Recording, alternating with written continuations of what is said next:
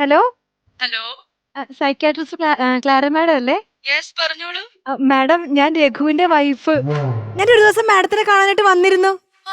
ഞാൻ ഓർക്കുന്നു. ആ മാഡം, ഞാനേ ഒരു സങ്കടം പറയാൻ വേണ്ടി വന്നതാ. ആ പേഷ്യന്റിന് എങ്ങനെയുണ്ട്? അയ്യോ, പേഷ്യന്റിന് ഇപ്പൊ പഴയതിനേലും അപ്പുറമായി മാഡം. ഇപ്പൊ 24 മണിക്കൂറും ഫോണിൽ ഇങ്ങനെ തോണ്ടിക്കൊണ്ടിരിക്കും. ഓക്കേ, ഞാൻ വീട്ടിലേക്ക് വന്നൊന്ന് വിസിറ്റ് ചെയ്താലോ? വീട്ടിലേക്ക് വരുവോ? ഓ, ഈ രഘുവിനെ എപ്പ വന്നാ കാണാൻ പറ്റും? അയ്യോ, എപ്പോ വന്നാലും കാണാൻ പറ്റും. 24 മണിക്കൂർ ഇവിടെ തന്നെ ഉണ്ട്. ഓക്കേ, ഞാൻ വരാം. ശരി മാഡം, സന്തോഷം. എന്റെ ഇക്കിളിക്കൂട്ട ഗ്രൂപ്പിലുള്ള എല്ലാ സുഹൃത്തുക്കൾക്കും ശുഭദിനം. എന്ത് ഗ്രൂപ്പ്? കളിക്കുടുക്ക ബാലവേദിയുടെ ആണല്ലേ? എല്ലാ പ്രവർത്തനല്ലേ. എന്റെ പൊന്നെ ചേട്ടാ, നിങ്ങൾക്ക് ഇങ്ങനെ 24 മണിക്കൂർ വാട്സാപ്പിൽ ഇങ്ങനെ ഓരോ ഗ്രൂപ്പിലും ഇങ്ങനെ തോണ്ടിക്കൊണ്ടിരിക്കാൻ ഒരു നാണോ ഇല്ലേ? പിന്നെ ഞാൻ എന്ത് ചെയ്യണോന്നാ? അങ്ങനെയാണെങ്കിലേ ഒരു കാര്യം ചെയ്യ്, നിങ്ങൾ ഈ ഗ്രൂപ്പിലുള്ള എല്ലാവരോടും പറ, മാസം നമുക്ക് ജീവിക്കാനുള്ള എന്തെങ്കിലും ഒന്ന് ഒരു കിറ്റ് അയച്ചു തരാൻ പറ. കിറ്റിട്ട് വരുന്ന ഗ്രൂപ്പല്ല, ബിറ്റിട്ട് വരുന്ന ഗ്രൂപ്പാണ്. എന്ത് ബിറ്റ്? എന്തോ തമാശാണെന്നറിയാം ഈ ഗ്രൂപ്പിലുള്ളത്.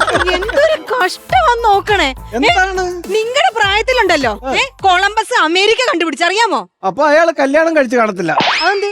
അയാള് കല്യാണം കഴിച്ചിട്ടുണ്ടായിരുന്നെങ്കിൽ ഇയാള് ഈ അമേരിക്ക കണ്ടുപിടിക്കാനായിട്ട് വീട്ടിൽ നിന്ന് ഇറങ്ങിയ സമയത്ത് പുറകിന്ന് ഭാര്യ വിളിച്ചിട്ട് എവിടെ പോകുന്നു, ആരുടെ പോകുന്നു, എപ്പ വരും, ഇങ്ങനൊക്കെ ചോദിച്ച പ്രാന്തെടുത്ത അയാള് അമേരിക്ക കണ്ടുപിടിക്കത്തില്ല, ഒരു വാഴയ്ക്ക കണ്ടുപിടിക്കത്തില്ല. ദേഷ്യപ്പെട്ട അയാൾ വീട്ടിൽ തിരിച്ചു കയറി പോയി കാണും. ശരി, നിങ്ങൾ ഒന്നും കണ്ടുപിടിക്കേണ്ട, നിങ്ങൾ ഇവിടെ തന്നെ കുത്തിയിരുന്നോ. നിങ്ങക്ക് തലവേദന ഉണ്ടോ? ഇപ്പൊ എനിക്ക് തലവേദന ഒന്നുമില്ല. നെഞ്ചുവേദന ഉണ്ടോ? എനിക്ക് നെഞ്ചുവേദന ഇല്ല. വയറുവേദന ഉണ്ടോ? വയറുവേദന ഇല്ല. എന്നാ ഇത് പിടി. ഇതെന്തിനാ എന്റെ കൊണ്ട് തരുന്നത്? ഇത് എന്തിനാന്നാ? അടുക്കളയുടെ പുറകുവശം പോയി തൂത്ത് വൃത്തിയാക്കിയ ചെല്ലിപ്പോ. എന്താ? അടുക്കളയുടെ പുറകുവശം പോയി തൂത്ത് വൃത്തിയാക്കാൻ എടുക്കത്. ഒരു മിന്നലല്ല, ഇപ്പൊ ഇടിയും കൂടെ വരും. ഇടിക്ക്. നിങ്ങളുടെ ഒരടവും നടക്കൂല, നിങ്ങൾക്ക് ഒരു കുരു ഇല്ലെന്ന് കൺഫേം ചെയ്തിട്ടാണ് ഈ ചൂല് നിങ്ങളുടെ കയ്യിൽ തന്നത്. പോയി തൂക്ക് മനുഷ്യ, പോയി തൂക്ക് മനുഷ്യ. നീ എന്നെ മനുഷ്യ ഒന്നുകൂടെ വിളിച്ചടി. മനുഷ്യ ഒന്നുകൂടെ വിളിച്ചേ. നിങ്ങൾക്ക് എന്തുവാ മനുഷ്യ? ഒന്നുകൂടെ വിളിച്ച മനുഷ്യാന്ന്. ഈ മനുഷ്യനെ കൊണ്ട് തോറ്റു ഞാൻ. നീ ഇങ്ങനെ ഇടയ്ക്കിടയ്ക്ക് എന്നെ മനുഷ്യ എന്ന് വിളിക്കുമ്പോഴാണ് ഞാനൊരു മനുഷ്യനാന്നുള്ള കാര്യം ഓർത്തു പോകുന്നത്. അല്ലെങ്കിൽ എനിക്ക് ഇവിടെ പട്ടിയുടെ വിലയുണ്ടോ? അത് നിങ്ങളുടെ കയ്യിലിരിപ്പ്. എന്റെ പൊന്നെ, ഈ ഒരു കാലത്തും ഗുണം പിടിക്കത്തില്ല. ഒരു കാലം എത്തിയാൽ എങ്ങനെയാണ് ഗുണം പിടിക്കുന്നത്? എത്തുമ്പോൾ 2 കാലും എത്തണം, അല്ലെങ്കിൽ മെനകേടാണ്. അയ്യോ, ഞാനൊന്നും പറയുന്നില്ല. ഒന്നും പറയണ്ട, അതാ നല്ലത്.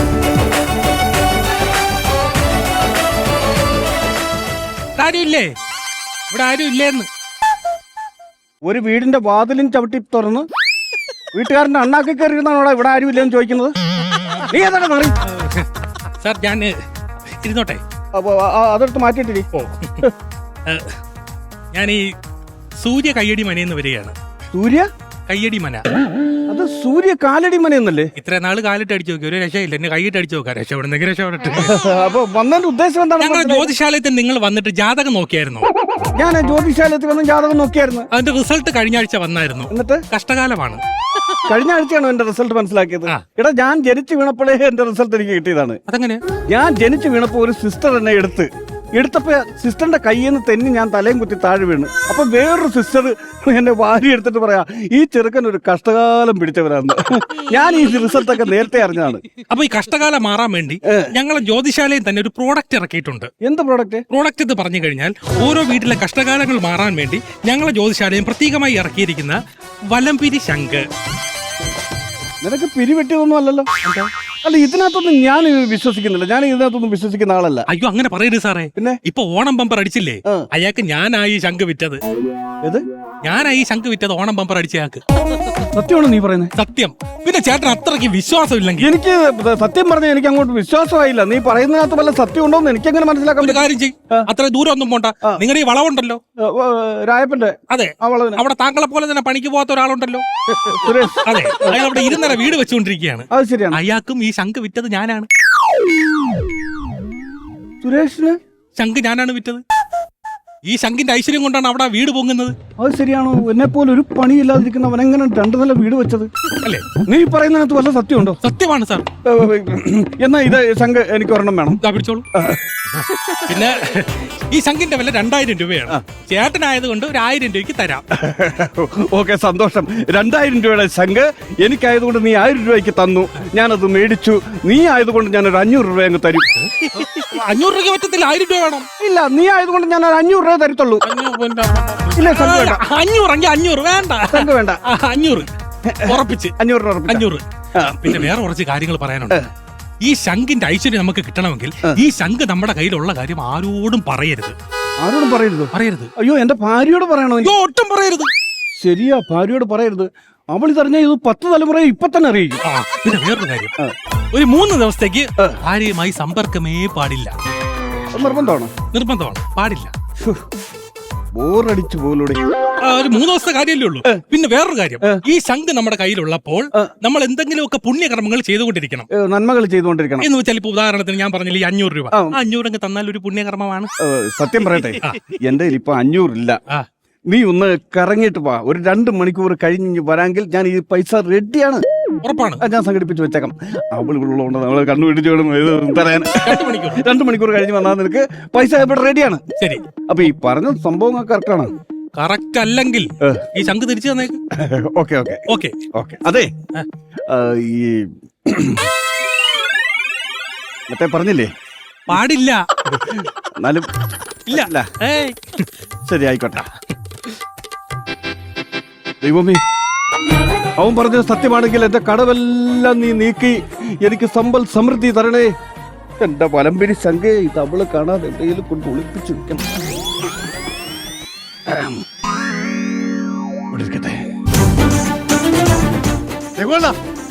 എവിടെയായിരുന്ന? എന്താടാ അണ്ണാ, നിങ്ങൾ നമ്മളെ ക്ലബിൽ ഒന്ന് ലക്കി കൂപ്പ് എടുത്താ? 2 എണ്ണം എടുത്തായിരുന്നു. 4 സമ്മാനം വാഷിംഗ് മെഷീൻ അടിച്ച അണ്ണന്. 4 സമ്മാനം വാഷിംഗ് മെഷീൻ അടിച്ച അണ്ണന്. എനിക്കാ?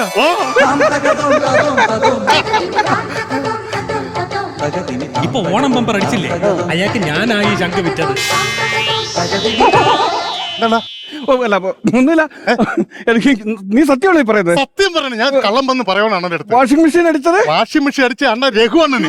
പലമ്പരി പ്രവർത്തനം തുടങ്ങി. അലമ്പരിയാ? അല്ല, എന്റെ ഞാൻ ഈശ്വരനോട് പ്രാർത്ഥിക്കായിരുന്നു. ഈ ഞങ്ങളുടെ ഇപ്പോഴത്തെ ഈ അവസ്ഥ അനുസരിച്ച് എനിക്ക് 1ാം സമ്മാനം അടിക്കേണ്ടത്. എന്നാ ഒരു സർപ്രൈസ് ഉണ്ട്.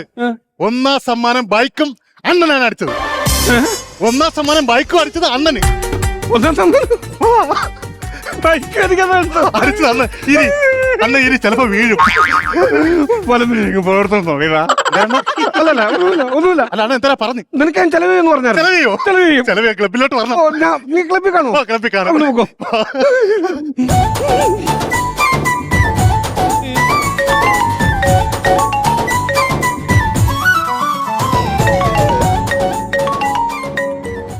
ഹലോ ഹലോ ഹലോ ഹലോ, ലോയൽ ബാങ്കിൽ നിന്ന് വിളിക്കുകയാണേ. എന്താണ്? അത് നിങ്ങളൊരു ലോണിന് ഇവിടെ ഒരു ആപ്ലിക്കേഷൻ തന്നായിരുന്നു. അത് കിട്ടത്തില്ലെന്നറിയാം. അല്ലല്ല, അത് സാങ്ഷൻ ആയിട്ടുണ്ട് കേട്ടോ. നാളെ വന്ന് നിങ്ങൾക്ക് പൈസ കളക്ട് ചെയ്യാം. ഏത്? നാളെ വന്നാൽ പൈസ കളക്ട് ചെയ്യാം. എന്റെ ലോൺ പാസ്സായോ? പാസ്സായിട്ടുണ്ട്. താങ്ക് യു സാറേ. എനിക്ക് വയ്യ, എന്റെ ഫലം തിരിച്ചൊക്കെ എന്റെ കഷ്ടകാലങ്ങളെല്ലാം മാറാൻ പോവാണ്. ഹലോ അച്ഛാ, അളിയൻ എത്ര രൂപയാണ് ശ്രീധരത്തിന് ബാലൻസ് കൊടുക്കാനുള്ളത്? 4 ലക്ഷമോ? 12 ലക്ഷം കൊടുക്കുമെന്ന് പറഞ്ഞു. രാവിലെ 12 ലക്ഷം കൊടുക്കും. 4 ഒന്ന് വിളിച്ച് പറഞ്ഞു കേട്ടോ. അതൊക്കെ ഉണ്ട്, ഞാൻ കൊടുത്തോളാം. ചേട്ടാ, എന്തുപറ്റി? ഒന്നുമില്ല. സന്തോഷം. എന്റെ ദൈവമേ, ഇത്രയും നാളും ഫോണിൽ നോക്കിയിരിക്കല് മാത്രമേ ഉണ്ടായിരുന്നുള്ളൂ. എന്റെ ദൈവം ഇപ്പൊ മുഴുത്ത വട്ടുമായോ? ഈശ്വര, എന്തൊക്കെ പരീക്ഷണങ്ങളാണ് ഇവിടെ നടക്കുന്നത്.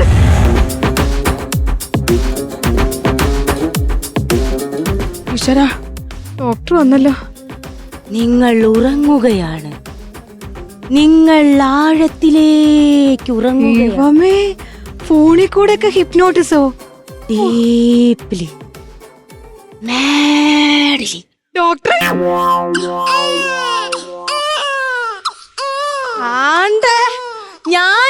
കൊച്ചിനെ ഉറക്കിക്കൊണ്ട് വരുമായിരുന്നു സുഹൃത്തേ.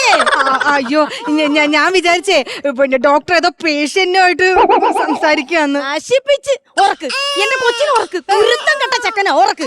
ഡോക്ടറിനെ ഉറക്കാൻ പറ്റാതെ തന്നെ ഞാൻ എങ്ങനെ ഉറക്കും? ഡോക്ടർ തന്നെ ഉറക്കിക്കോ. എന്റെ പൊന്നു കൊച്ചി ഒന്ന് ഉറങ്ങ്, ഡീപ്പിലി മാഡിലി മാങ്ങാ തൊലി അവിടെ എങ്ങാനും കിടന്ന് ഉറങ്ങ എന്റെ കൊച്ചെ, ഉറങ്ങങ്ങോട്ട്. വൈദവ എന്താ പ്രശ്നം? പ്രശ്നം ഇപ്പൊ ഭയങ്കര ഗുരുതരമാണ് ഡോക്ടറെ. മുമ്പ് ഫോൺ ചെയ്യല് മാത്രമല്ലേ ഉണ്ടായിരുന്നുള്ളൂ. ഇപ്പതേ എന്തോ ബാധ കയറിയ പോലെ പെരക്ക് ചുറ്റിനൊക്കെ കിടന്ന് ഓടിക്കൊണ്ടിരിക്കുക. Very dangerous problem. ആണോ?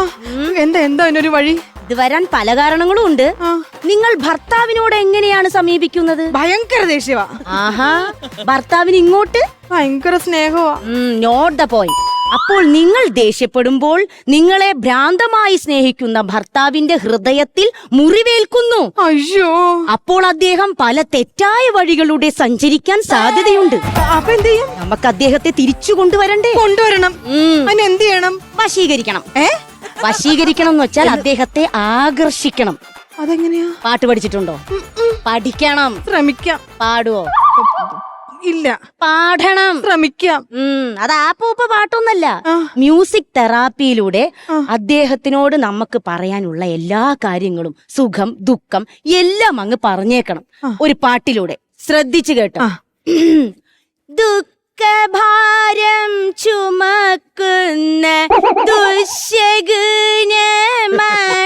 ഞാൻ. ഏതെങ്കിലും പുണ്യപ്രവൃത്തി ചെയ്യണോന്ന് പറഞ്ഞു, പിച്ചക്കാരോ വന്നു.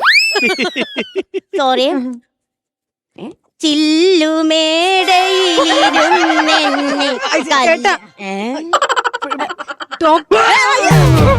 എന്താണ് ഇതാരാ? ഡോക്ടർ. ഞാൻ വിചാരിച്ചതോ പിച്ചക്കാരായിരുന്നു. പിച്ചക്കാരാ? ഇയാൾക്ക് പ്രാന്ത്. ഇത് പ്രാന്ത്. ഞാൻ പറഞ്ഞില്ലേ ഹോസ്പിറ്റലിലുള്ള പലരും എന്നെ പിച്ചക്കാരനാ വിളിക്കുന്നത്. ഇയാൾക്ക് പ്രാന്ത്. എനിക്ക് പ്രാന്താന്നോ? ഇയാൾക്ക് പഴുത്ത മുട്ട്. എന്ത് പഴുത്ത മുട്ടോ? മുഴുത്ത വട്ട്. മുഴുത്ത വട്ട് നിന്റെ അച്ഛനാടി. ദാണ്ട എന്റെ അച്ഛന് പറയുന്നു. ഇയാൾക്ക് 11 kV സകല കറണ്ടും ഇയാളുടെ തലയിൽ കൂടെ കയറ്റി ഇറക്കും. അയ്യോ അങ്ങനെ വേണ്ട ഡോക്ടറെ, അങ്ങനെ വേണ്ട. ഒരു കാര്യം ചെയ്, ഇതിൽ ഞാൻ കുറച്ച് സംഭവങ്ങൾ എഴുതിയിട്ടുണ്ട്. ഇത് ഇതുപോലെ തന്നെ ചെയ്ത ചിലപ്പോ ഇയാള് രക്ഷപ്പെടാൻ സാധ്യതയുണ്ട്. രക്ഷപ്പെട്ടു. അയ്യോ എന്റെ കൊച്ചു ഉറങ്ങിക്കാണോ എന്തോ. അതാരടി വന്നിട്ട് പോയ? അത് പിന്നെ ഡോക്ടർ. എന്തിനു ഡോക്ടർ? ഡോക്ടറിന്റെ ആവശ്യമൊക്കെ ഉണ്ട്. അതൊക്കെ ഉണ്ട്. വരുന്നവരും പോകുന്നവരും ഒക്കെ എന്നെ പ്രാന്താന്ന് വിളിക്കുക. അവര് റൂള പാട്ട് പാടിയാണ് ഞാൻ 1.5 കിലോ അരിയാണ് കൊടുത്തത്. എന്നിട്ട് പ്രാന്തന്റെ പോലും. എനിക്ക് ഈ സൗഭാഗ്യങ്ങളൊക്കെ വന്ന വഴി എനിക്ക് അവരോടൊന്നും വെളിപ്പെടുത്താൻ പറ്റത്തില്ലല്ലോ. ഇപ്പൊ എന്റെ അവസ്ഥ അങ്ങനെ ആയിപ്പോയില്ലേ? അതിന് എന്റെ മെക്കിട്ട് കയറിയിട്ട് കാര്യം.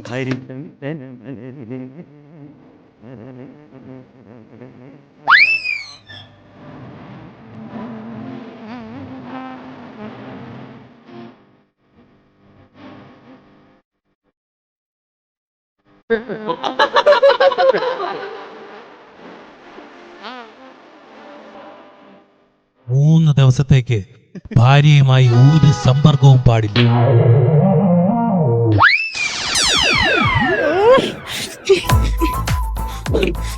മനുഷ്യനെ കൊണ്ട് ഇത് നടക്കുമെന്ന് തോന്നുന്നില്ല.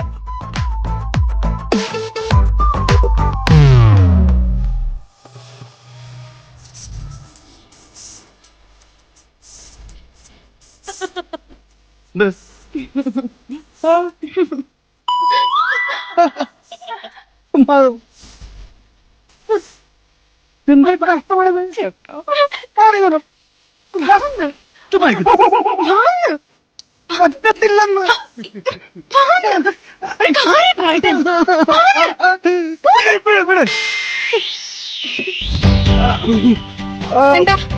ഇതൊക്കെ എന്താ പ്രശ്നം?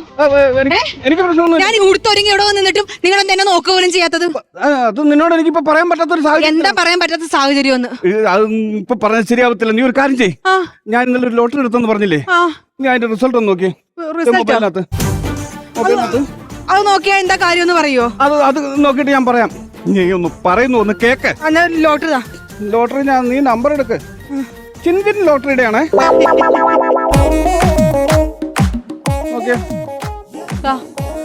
നീ നമ്പർ പറ, ഞാൻ നോക്കിക്കോളാം.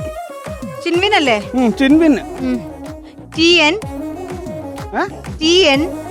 3 1 1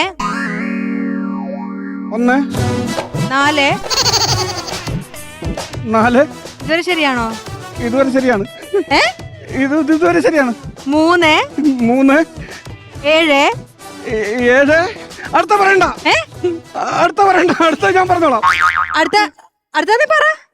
9 9 9 അല്ല അല്ല അല്ല 9 അല്ല 9 ആണ്. 4 നിനക്ക് തെറ്റിയതാണ്. 9 ആണ്. 4 ആണെന്ന്. എടി 9 ആണ്. ഇത് 9 ആണെന്ന് പറഞ്ഞ ഇതിനകത്ത് 4 അല്ലേ? നോക്ക്, കണ്ണ് തുറന്ന് നോക്ക്. 4 അതങ്ങനെ പറയണ്ടല്ലോ. എന്ത്? അപ്പൊ അവൻ എന്നെ പറ്റിച്ചാണ്. ആര് പറ്റിച്ചെന്ന്? അപ്പൊ ഇനി പറ. നിങ്ങൾ 3 ദിവസം കഴിഞ്ഞിട്ട് പറയാന്ന് പറഞ്ഞില്ലേ? എന്താ കാര്യം? പറ. അല്ല ഞാൻ പറയാതെ. പറ. അതെ, ആ എനിക്ക് മുമ്പേ ഇത് കിട്ടിയില്ലേ? എന്ത്?